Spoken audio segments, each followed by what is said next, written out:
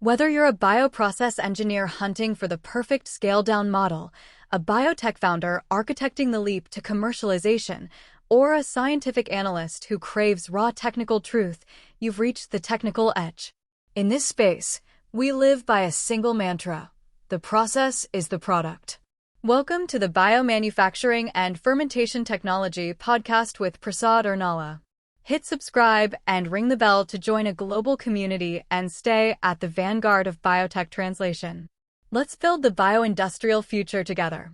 You know that specific kind of anxiety you get when you're trying to squeeze the absolute last bit of toothpaste out of the tube. Oh, I know it well. It's a universal struggle. Right. You're rolling it up from the bottom. You're pressing it against the counter. You are absolutely determined to get every last drop of value out of that thing. It feels like a victory. It does. Until that critical moment when you push just a little too hard and the side of the tube bursts. And now instead of that extra 1% you were fighting for, you just have a huge sticky mess. And you've ruined the whole operation. That's a surprisingly good metaphor for what we're talking about today. Isn't it? Because today on the Deep Dive, we are tackling this huge misconception in biomanufacturing. This idea that longer is always better. You know, just let the fermentation run a few more hours, the titer's still going up. It's like you're printing free money. But it's a trap, a very, very expensive trap. So we're diving deep into harvest timing.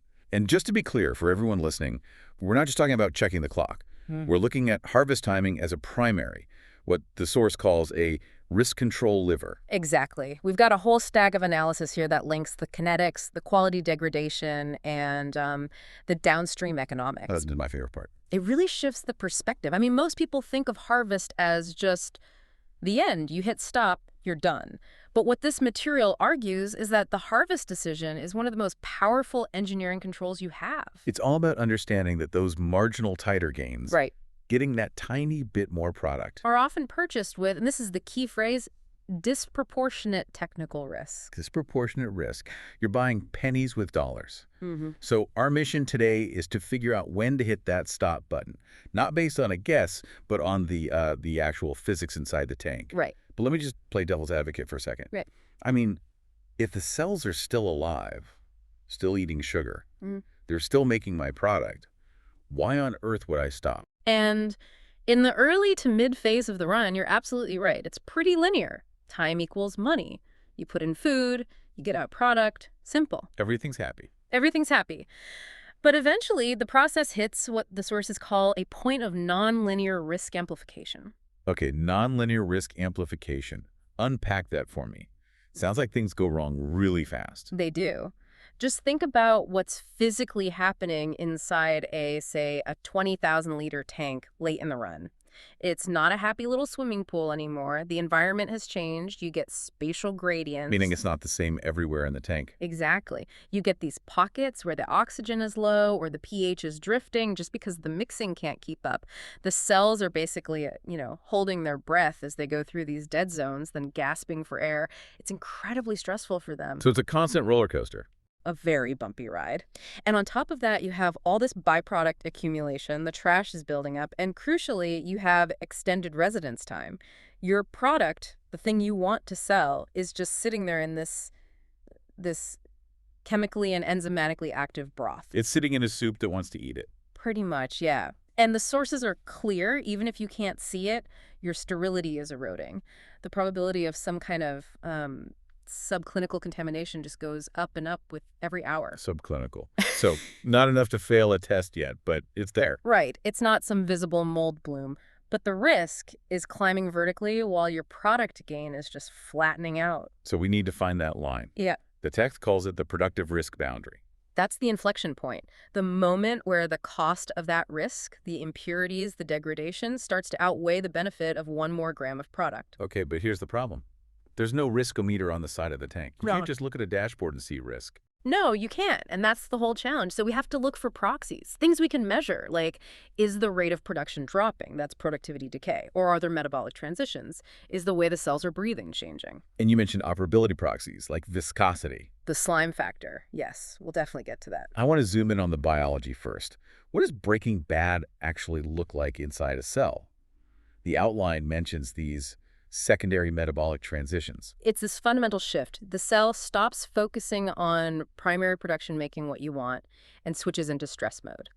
The sources break it down into four pathways. You could call them the four horsemen of degradation. I love a good dramatic list. Let's go.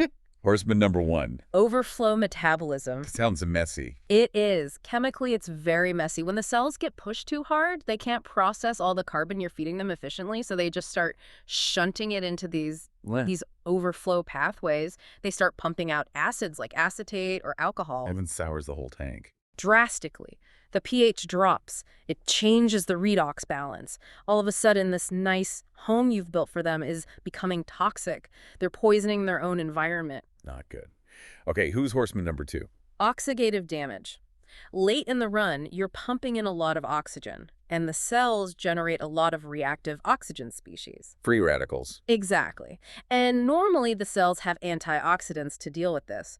But late in the process, that capacity is just, it's overwhelmed. The cells are literally rusting from the inside, and that damages your product, especially if it's a protein. Okay, number 3. Proteolysis and aggregation. This one's huge for protein drugs. The stress makes the cells release proteases. And those are enzymes that just chew up other proteins. They're scavengers. The cell is starving, so it starts breaking down any protein it can find, including the product you just spent 2 weeks making. Or the product itself starts to clump together. That's aggregation. So you think your titer is high, but the product is either chewed up or it's basically a little rock. Exactly. It's fool's gold. It might show up in a simple mass assay, but it's functionally useless. And the 4th horseman.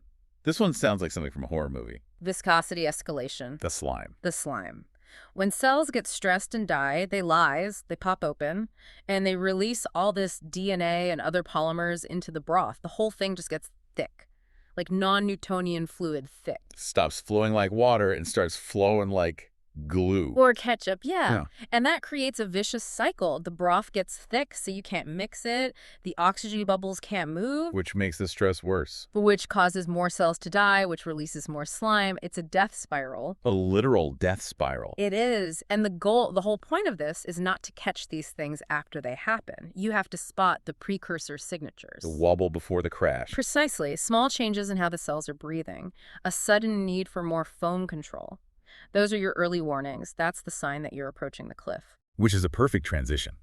Because this mess in the tank, it doesn't stay in the tank. This is the downstream nightmare. This is such a critical concept. Fermentation downstream interface engineering. That's a mouthful. It's basically, don't make a mess the cleanup crew can't handle. That's a good way to put it.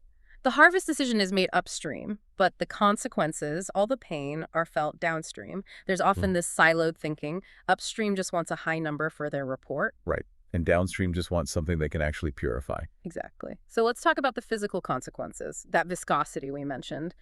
What happens when you hand a tank of that sludge to the downstream team? Their machines just break. Their equipment fails. It's that simple. The filtration flux just drops to zero. The filters clog up. Instantly. Think of a coffee filter. You pour water through, it's fine. You pour mud through, it stops. In a factory, the pumps are screaming, the pressure spikes, the whole process just grinds to a halt. So the source is arguing that the real optimum harvest point isn't about the product in the tank. It's about whether your equipment can even handle the broth. Yes, 100%. You can have a record-breaking titer, but if you can't get it out of the tank and through the first filter, it's worth 0. Worse than 0, because you wasted all that time and energy. And you might have damaged the equipment. Which brings us to the chemical consequences. The impurity burden. The invisible stuff. Right. All those host cell proteins, the DNA, the lipids from the clayless cells. They're sticky. They foul the chromatography columns. And those columns are not cheap. Not at all. We're talking about resins that can cost tens of thousands of dollars a liter. If you keep sending them dirty harvests, you just destroy their lifespan. You might get 5% more product this batch. But you have to replace a $1 million column 2 months early. The math doesn't work. It's bad math. The whole idea is to find a system optimum, not an upstream optimum. It's about reducing that chronic variability that the downstream team always gets blamed for. Okay, so we know why we need to stop. The big question is how. This brings us to the toolkit, PAT, or Process Analytical Technology. The decision architecture. I really like how the source lays this out as a three-layer strategy. It's very practical. Let's go through them. Layer 1 is the primary online trigger. This is your industrial backbone. It has to be fast and robust. The best tool for this is off-gas analytics. Measuring the oxygen uptake rate, the carbon dioxide evolution rate. Basically, you're measuring the exhaust. So you're analyzing the breath of the culture. Exactly. It's non-invasive. You don't stick anything in the tank. You just look at the air coming out. And why is that so powerful? Because metabolism is combustion. If you see a sudden drop in oxygen consumption or a change in the ratio of CO2 they produce, that's a huge signal. It tells you their metabolic state has just shifted instantly. Okay, that's a fast signal. What's layer 2? Quality confirmation. This is slower. This is where you actually pull a sample. Allen line. The trust but verify step. Perfect way to put it. You see the breathing change in the off-gas? That's your heads up. Then you pull a sample to confirm, okay, is the product still good? Are the cells actually dying? Makes sense. And layer 3?